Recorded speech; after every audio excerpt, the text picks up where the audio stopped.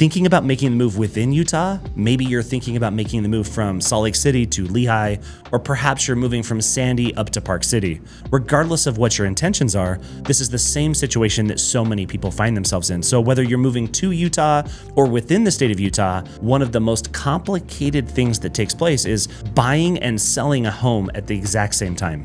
And things can get quite complicated really quickly. And ultimately, a lot of people have that fear of, well, I don't want to be homeless. Now, realistically, most of us understand and know that we're truly not going to end up being homeless, but that stress of uncertainty making that move in between one home to another is real. And if we haven't met yet, my name is Scott Steele, and I help people relocate to and within the state of Utah every single day. In helping so many families make the move across state lines where they're selling a home in one state and purchasing in Utah, that same skill set really applies to people that are making the move within Utah as well. Because let's be honest, the markets shift every single month, and the market can be very different in one city versus another, and we have to understand how all of that works together to tie it together to make sure that we come up with the best strategy for you. So in this video, I'm going to walk through the 3 strategies that we have to make sure that we navigate this process best for you. We're also going to talk about the 5 biggest hurdles that people encounter and how we can avoid those pitfalls so that you can end up at the destination that you're looking for and do it all without losing your mind.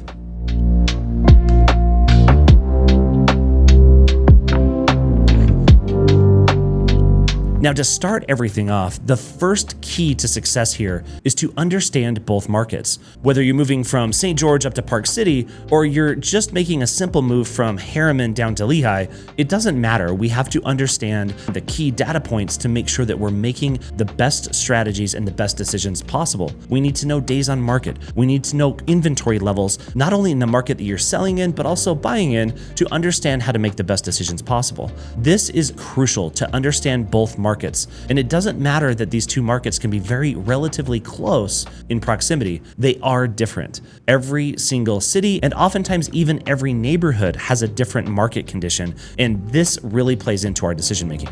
And sometimes this means that the timelines for the 2 moves may not line up perfectly, and that's where a really good plan and execution of that plan can save you thousands of dollars and a whole lot of stress.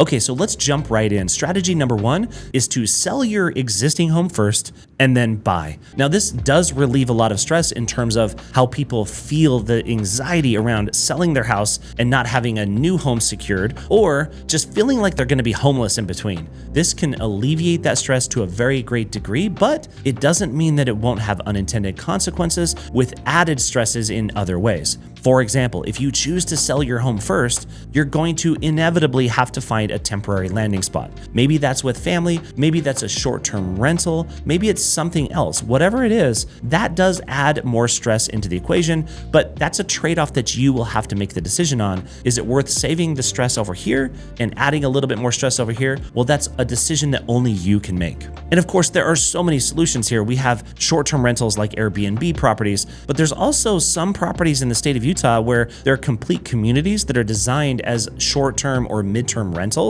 where you can rent a house for 2 months or 3 months or 4 months to make sure that you have that little runway that you're looking for, but it still does mean that you're ending up moving twice. Maybe that means you're incurring additional storage costs for your belongings and you're not really moving all of your stuff into that temporary housing situation. Regardless, it is a valid strategy that some people choose to make, but it doesn't mean it's the only strategy or the best strategy for everyone.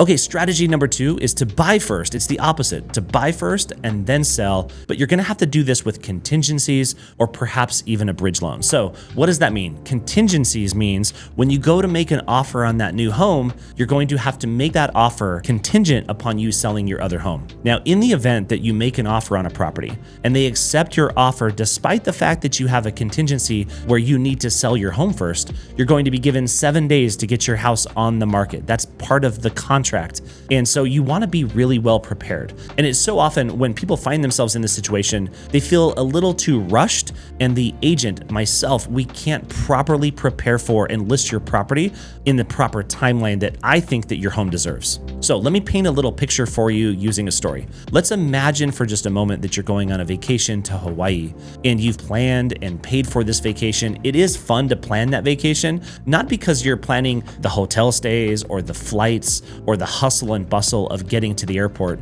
What you're really excited about is landing at that final destination and burying your toes in the sand and enjoying the resort, the beaches, and all of the attractions, and just sitting back and enjoying your vacation. That's the true payoff. And so if we think of this same story in terms of moving, when you're living in a home that you're kind of tired of, or maybe perhaps it's just not serving you well anymore, you find that perfect shiny home, that dream home that you're really excited about, and you're ready to pull the trigger suddenly. That's where a good plan of execution beforehand can really save you a lot of headache. And I would advise anyone, if you're considering making the move, let's also at the same time consider what we need to do in order to prepare your property to sell in the event that you find that perfect home that you want to make an offer on. Because time is everything. If we can have a great plan in terms of preparing your home to sell, let's do that simultaneously, even though you haven't found the perfect home yet. And if you choose to pull the trigger on a home, at least we've got a little bit of a leg up. And one of the ways that I like to alleviate the stresses of the travel to your destination, which is selling your home, is to offer handyman services to all of my sellers. I cover the first $1,000 of handyman services to alleviate those little punch list items to make sure that your home is prepared and ready to sell. And once you move your belongings out, I also send in my professional cleaners to clean the property, because let's be honest, that's the last thing you want to do in the home that you're moving from. You're just excited to get into that new property. So let's take those stresses off of the table and make sure that those things are taken care of so that you don't have to worry about it. And another valuable tool here, if you're making this move where you're buying first and selling during or afterwards, is leveraging what's called a bridge loan. A bridge loan can, in some cases, be a really good option where it leverages the equity in your existing home so that you can close on and purchase that new home and then go and sell the old home. And you won't have to have a landing place in between. This is a really good tool. Of course, it does come with a cost. And so you have to make sure that you're weighing the pros and cons of, is this cost worth it to me? And is it going to serve me well? Is it going to alleviate enough stress for me that that dollar amount is worth it? It just might be the case. But this is just one additional strategy. There's more.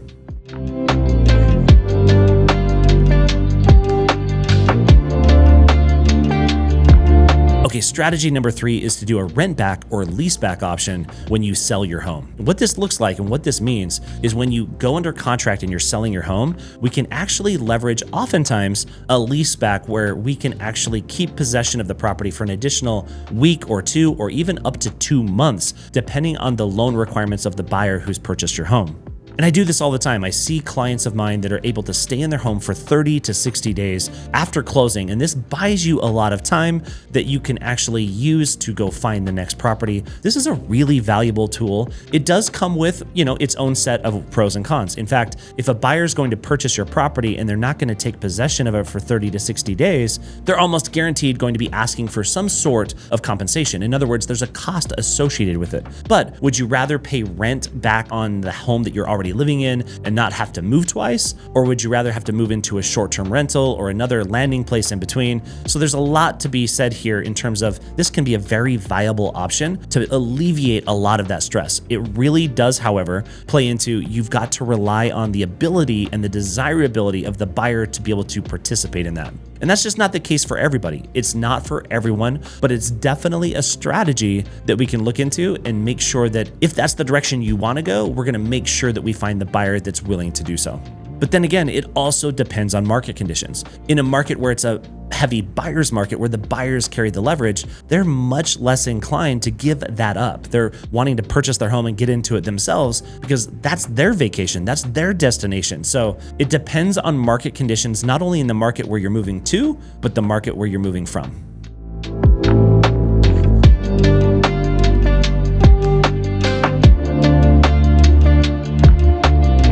Okay, so we've covered the 3 strategies, but now we've got to talk about the 5 hurdles that come into play. And these are things that we can overcome. And the first one of those hurdles is financing and approvals. Doing 2 mortgages or a bridge loan requires approval. Lenders evaluate income, debt to income ratios, even plan B like renting the house out. So there's a lot of different moving parts, and you've got to have your financials ready. You've got to make sure that you're prepared with a lender. And for that reason, I have quite a few amazing lenders that can help you navigate this process. If you need help with that, reach out to me. And if this is the direction we want to go, if we want to leverage what's called a bridge loan, we want to make sure that we prepare accordingly with that lender to make sure that your financials are in order, to make sure that you're prepared. If we need to do some little tweaking to make sure that your credit score and your debt to income ratio and everything aligns so that you can make this thing work for you as best as possible, we're going to do that.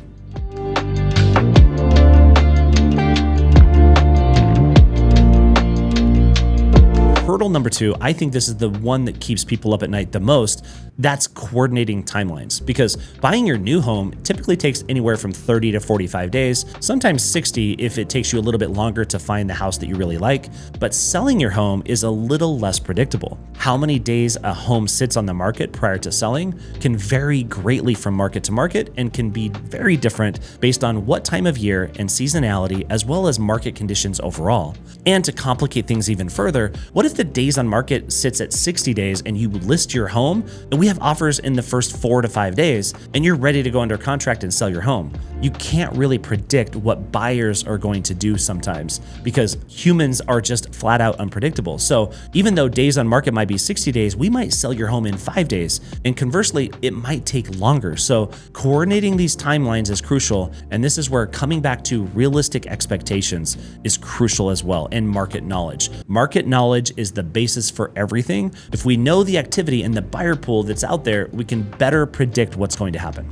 And one of the most complicated things that I do on a regular basis is aligning the timing between the 2 closings. There are so many moving parts, from appraisals to inspections to other due diligence items and loan approvals and everything in between. Any single thing can throw off the timeline for not just one transaction, but 2. And oftentimes there's additional transactions on the other side of that as well. So it can really affect a lot of people's lives when one kink in the process happens. And that's where my expertise comes in. I make sure that we find outside of the box solutions when those things happen, especially when they happen the day before closing, which is something that just happened last week. Now, luckily, we were able to solve everything through some creative thinking, but we didn't have to delay closing, and this really kept everything on current timelines. But more importantly, I was able to protect my client to make sure that they got the money that they needed, to make sure that they had that short-term rental covered during that period where they had that leaseback option.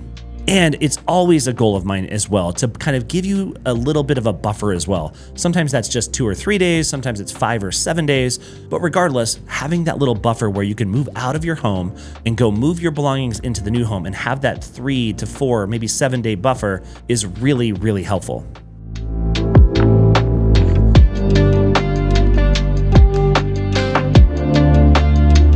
Okay, hurdle number 3 is contingencies. Contingencies can bring a risk with it. So let's just paint a picture. Let's say you're selling your home and we have yet to find the right buyer for it, so we're still on the market. Or perhaps the home is not even on the market yet, but you found that perfect home that you want to make an offer on. We write the offer, we make that offer contingent upon you selling your home. Well, what this does is it really weakens your offer in the eyes of the seller of that property that you're trying to buy. And so if they're willing to work with you, great. But oftentimes it's not the case. And so it really depends on market conditions as well as interest in that other people might have in that very same property.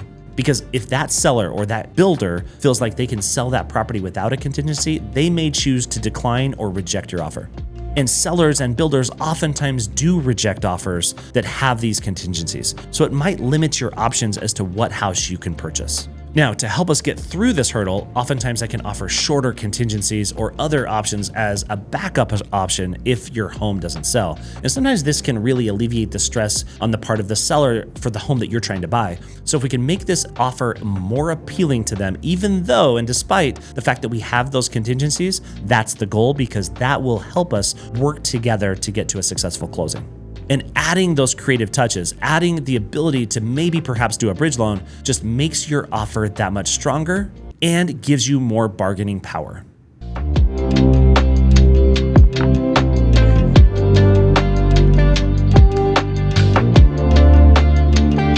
Okay, the next hurdle, it's just stress. It's emotions and stress that's involved in making this big move.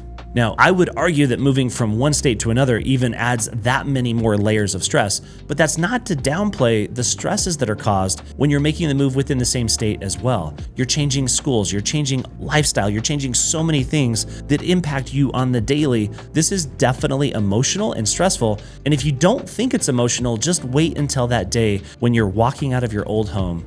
The emotions likely will kick in that very last day. You'll find that you're much more attached to that home than you ever thought before. So managing the emotions and the stresses of the process are crucial, and understanding how to serve clients and making sure that we can make this as good of an experience as possible is my goal. And that's where my team really backs me up and helps me in having that moving coordinator to help you with all of the little things that we don't typically want our clients to have to experience. It's the handyman services. It's helping you clean that house so that you don't have to touch it once you move your belongings out, to helping you get set up with your new utilities and your school district and all the different contacts that you're going to need as you make that move. It's really a relief knowing that you've got a team behind you to make sure that this process runs as smooth as possible.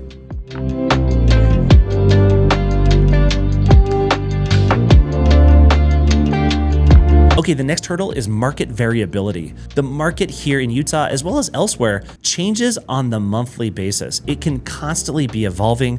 And here in 2025, the market has softened substantially to the point where homes are not rising in prices. In fact, I think that they're probably dropping a little bit, and that's a really good thing. But that market volatility really comes into play, as does the seasonality behind real estate markets, because as we move into the fall and into the winter, typically fewer people choose to list and sell homes.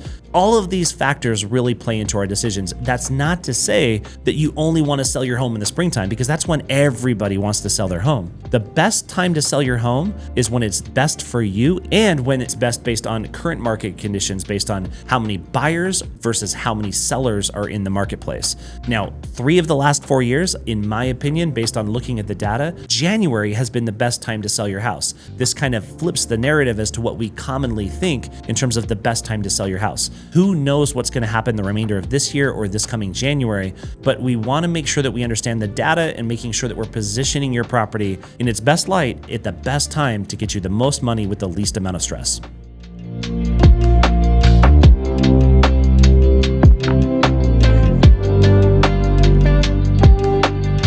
So how can my team and I really help you navigate this process? Here's our step-by-step playbook. Number 1, reach out to us so we can get the process started and you don't have to worry about anything else. And so if you only do step 1, we've got you covered. Don't worry about it. But step number 2 is to make sure that we get you in touch with some of our lenders to make sure that you can get pre-approved for either 2 mortgages or a bridge loan, or knowing what you can and cannot do so that we can develop the right strategy for you.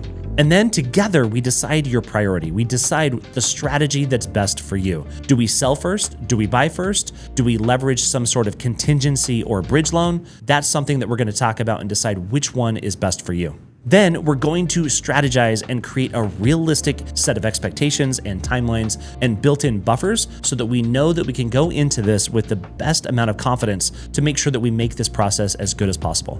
And then when we get in the process of making this transition, we've listed your property, we're under contract on a purchase, we're going to work tirelessly to make sure that those timelines blend together and we have enough of a buffer to make this process as good as possible for you as well. And every family, every person is uniquely different. So we tailor this plan to your specific needs and to your specific situation. And look, moving within the state of Utah does not have to be stressful at all. A lot of people really have fun during this process, while others are really stressed out of their mind. Let's make sure that that's not you. Because with the right strategy and team behind you, you can do this confidently and avoid those same pitfalls. So if you're ready to start, reach out to me. My team and I would love to be your real estate resource of choice, whether you're buying or selling or both. And you can find our contact information down in the description below. And you can book a video call with us using that link that you'll find in the pinned comment on this and every video. And if this is the type of content that's really helpful for you, it would mean the world to me if you took just a moment and hit the like button and subscribe, as it helps me get in front of more people just like you. And if you're looking to learn more about life in Utah and the market in Utah, check out this playlist next, and until the next video, thanks.